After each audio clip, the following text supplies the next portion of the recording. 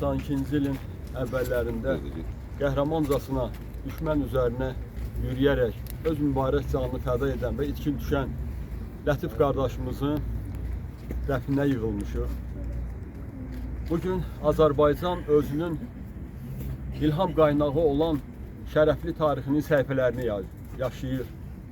Və bugün məhz belə bir gündə şəhidimizin burada dəfn olunması çox qürur vericidir.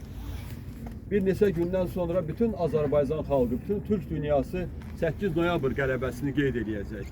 Bax, bu 8 noyabr qələbəsinə gedən yolun cığırını bax, bu oğullar açmışdır. Və bu yolda neçə qəhrəmanlarımız şəhadətə yetişmişdir. Bugün burada Sumqayıt şəhər İcra Hakimiyyətinin başçısı, çox hörmətli Zakir müəllim iştirak edir. Bütün Güc Nazirliyinin rəsmiləri iştirak edir. Şəhər ictimaiyyəti iştirak edir. Bütün 1-ci Qarabağ və 2-ci Qarabağ müharibəsində öz sağlamlığını itirən qazilərimiz var, burada iştirak edir. Sizin iştirakınızla icazə verin, Azərbaycan Respublikasının ərazi bütövlüyündə gedən döyüşlərdə qəhrəmancasına həlak olan qardaşımıza şəhadətnaməsi olan 3 rəngli Azərbaycanımızın bayrağını qardaşı Naziməyə təqdim edək. Vətən sağ olsun, Azərbaycanımız sağ olsun.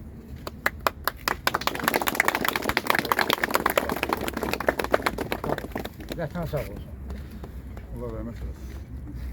Allah bütün şəhidlərimizə rəhmət eləsin. Allah rəhmət eləsin. Dillərini olsun. Dayısı buradadır.